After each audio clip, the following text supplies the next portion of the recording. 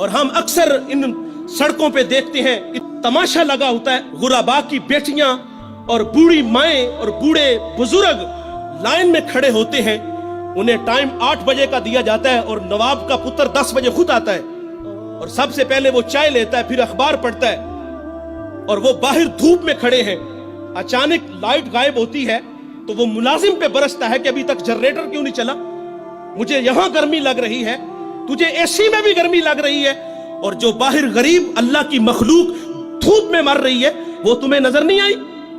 اللہ ایسی سخاوت کو ایسے مخیر حضرات کے منہ پہ مارے گا۔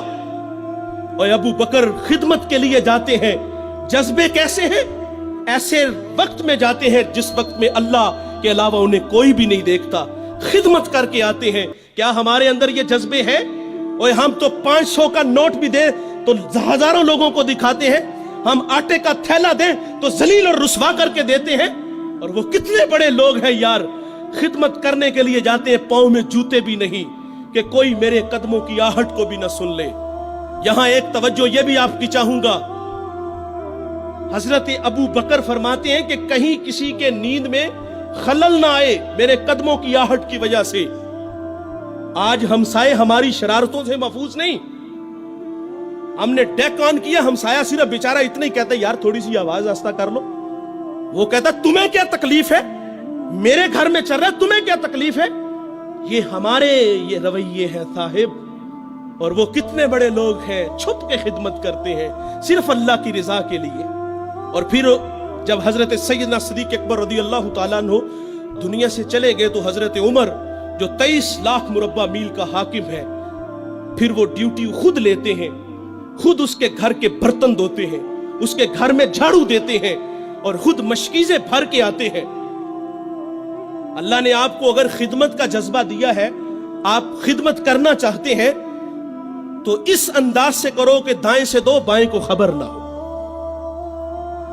تو یہ اخلاق ہے صاحب، اپنے اندر یہ اخلاق اپناؤ، اس کا صلہ ہے، ورنہ لاکھوں کروڑوں کی سخاوت خدا منہ پہ دے مارے گا۔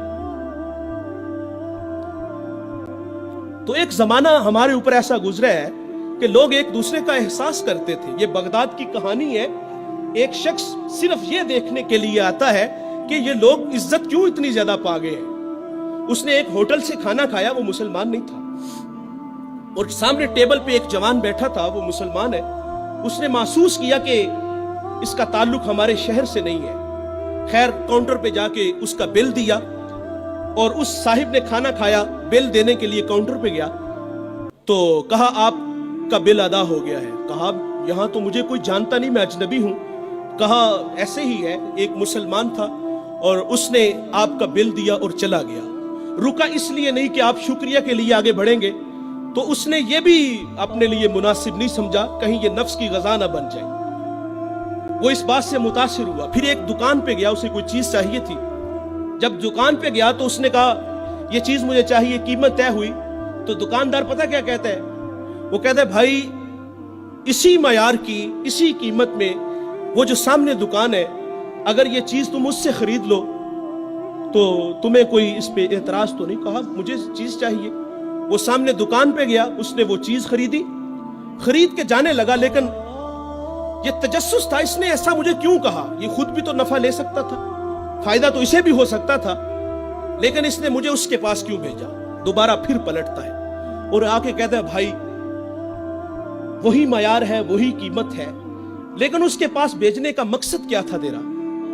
اس نے کہا بھائی میں صبح سے اس وقت تک میرے پاس بڑے گاہک آئے ہیں اور میں نے اپنے بیوی بچوں کے لیے رزق روٹی اکٹھی کر لی ہے، اور وہ جو سامنے بھائی ہے اس کے پاس صبح سے لے کر اس وقت تک کوئی گاہک بھی نہیں آیا، تو میری آرزو تھی کہ تو اس سے جا کے خرید لیتا تاکہ وہ بھی اپنے بچوں کے لیے رزق روٹی لے جاتا۔ ایک ایسا زمانہ تھا، ہمارے اخلاق اتنے اچھے تھے، ہم ایک دوسرے کا خیال رکھتے تھے۔ آج تو ذلیل کرتے ہیں۔ تو حضرت عمر رضی اللہ تعالیٰ عنہ کے پاس ایک مقدمہ آیا بڑا عجیب سا، ایک صاحب نے زمین خریدی اور ایک نے بیچی۔